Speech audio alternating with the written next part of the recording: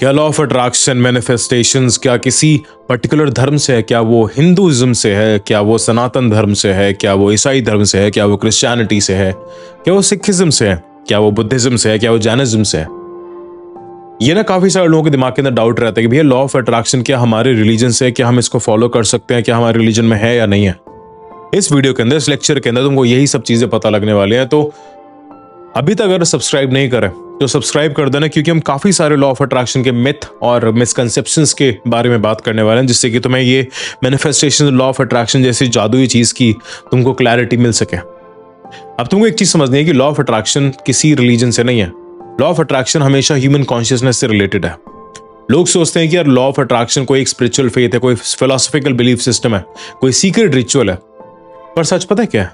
सच ये है कि लॉ ऑफ अट्रैक्शन कोई बिलीफ सिस्टम बेस्ड नहीं है। ये एक ब्रेन बेस्ड, ये एक फील्ड बेस्ड, ये एक बिहेवियरल फिनोमिनन बेस्ड सिस्टम है। और इस वीडियो के अंदर हम यही सारे टॉपिक्स पर बात करने वाले हैं। सो बिना तुम्हारा टाइम वेस्ट करे अभी तुमको अशिक्षित से शिक्षित करते हैं। 3, 2, 1 लेट्स गेट शिक्षित।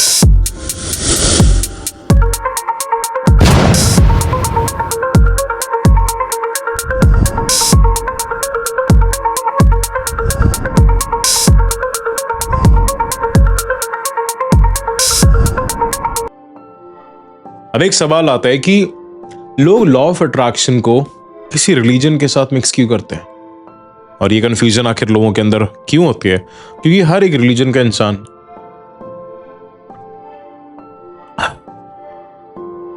ये बोलता है कि लॉ ऑफ अट्रैक्शन मेरे रिलीजन से है, मेरे रिलीजन के अंदर लिखा हुआ है। अब तुम एक चीज समझो कि ये कंफ्यूजन क्यों होती है लोगों के अंदर।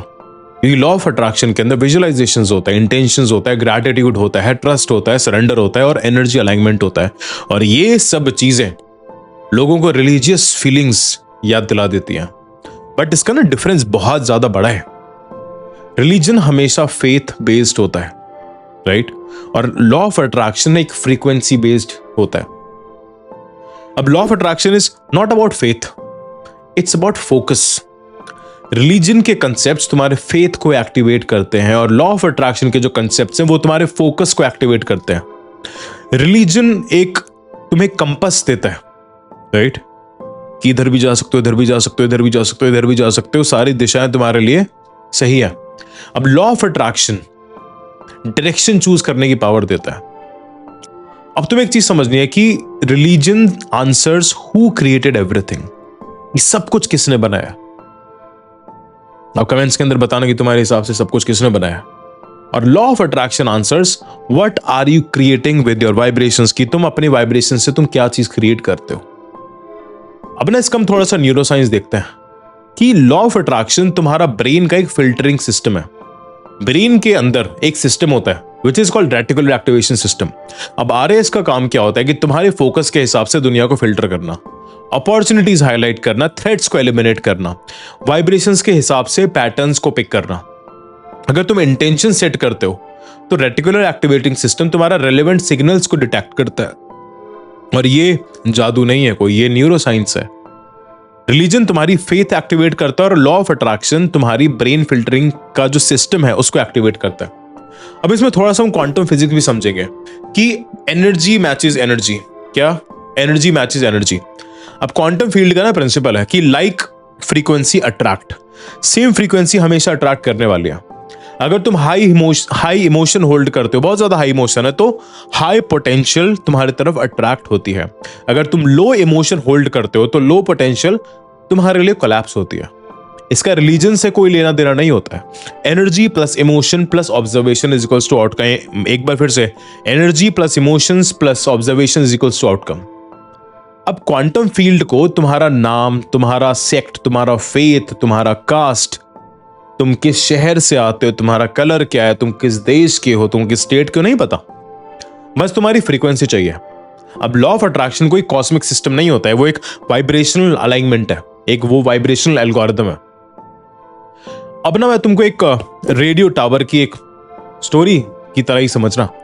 एक ना रेडियो टावर है। अब वो किसी की नेशनैलिटी, उसके कास्ट, उसका बैकग्राउंड चेक नहीं करता, वो सिर्फ फ्रीक्वेंसी ट्यून करता है। अगर तुम उस फ्रीक्वेंसी पे हो तो सिग्नल इंस्टेंटली मिलेगा, और अगर तुम उस ऑफ फ्रीक्वेंसी से हो तो स्टैटिक आता है। तो एक स्टैटिक सिग्नल रहेगा। वैसे ही लॉ ऑफ अट्रैक्शन भी काम करता है। यूनिवर्स किसी आइडेंटिटी को रिवॉर्ड नहीं देता है, वो सिर्फ फ्रीक्वेंसी को रिस्पॉन्ड करता है, समझे? यूनिवर्स हमेशा फ्रीक्वेंसी को ही रिस्पॉन्ड करता है। अब एक चीज समझो कि what LOA actually connects to, अगर रिलीजन से नहीं, अगर लॉ ऑफ अट्रैक्शन रिलीजन से कनेक्ट नहीं करता है तो आखिर किससे कनेक्ट करता है? लॉ ऑफ अट्रैक्शन कनेक्ट करता है साइकोलॉजी से, लॉ ऑफ अट्रैक्शन कनेक्ट करता है कॉग्निटिव रिफ्रेमिंग से, वो कनेक्ट करता है सबकॉन्शियस प्रोग्रामिंग से, वो करता है न्यूरल रिपीटिशन से, वो करता है इमोशनल स्टेबलाइजिंग से, वो करता है क्वांटम रेजोनेंस से, वो करता है बिहेवियरल अलाइनमेंट से, वो करता है इंटरनल आइडेंटिटी कोड से। अब रिलीजन्स क्या आंसर करते हैं? What should I believe? Law of attraction क्या आंसर करता है? What should I broadcast? मुझे ब्रॉडकास्ट क्या करना है? बिलीफ तुम्हारी बाउंड्री बनाता है, ब्रॉडकास्ट तुम्हारी रियलिटी बनाता है। अब एक और क्वेश्चन है कि why law of attraction works for everyone, not for any religion? कि भाई सबके लिए लॉ ऑफ अट्रैक्शन क्यों काम करता है? क्योंकि तुमने हिंदुइज्म के लोग भी देखे होंगे, तुमने सनातन धर्म के लोग भी देखे होंगे, तुमने बुद्धिज्म के लोग भी देखे होंगे, तुमने इस्लामिस्ट भी देखे होंगे, तुमने क्रिश्चियनिटी भी देखे होंगे, तुमने सिख भी देखे होंगे, जो हर रिलीजन से है, पर उनके लिए भी लॉ ऑफ अट्रैक्शन काम करता है। लॉ ऑफ अट्रैक्शन कभी ये नहीं देखता कि तुम कहां से आए हो, तुम क्या फॉलो करते हो, तुम्हारी अपब्रिंगिंग क्या है, तुम्हारा कल्चर क्या है। लॉ ऑफ अट्रैक्शन सिर्फ ये देखता है कि तुम्हारा इमोशनल सेट पॉइंट क्या है, तुम्हारा थॉट पैटर्न क्या है, तुम्हारा बिलीव डेप्थ क्या है, तुम्हारी आइडेंटिटी किस वाइब्रेशन पर लॉक्ड है। इसका एग्जांपल लेते हैं कि अगर तुम ग्रैटिट्यूड की वाइब्रेशंस को होल्ड करते हो ना, तो ब्रेन अपॉर्चुनिटीज को हाईलाइट करने लगता है। अगर तुम फियर की होल्ड करते हो फ्रीक्वेंसी, तो ब्रेन हमेशा थ्रेट्स को हाईलाइट करता है। रिलीजन हमेशा ये डिसाइड नहीं करता कि तुम क्या अट्रैक्ट करोगे, वो तुम्हारी इंटरनल फ्रीक्वेंसी डिसाइड करता है। अब law of attraction soul based system नहीं है, ये तुम्हारा एक स्टेट बेस्ड सिस्टम है। अब law of attraction is a human mechanism, not a belief system.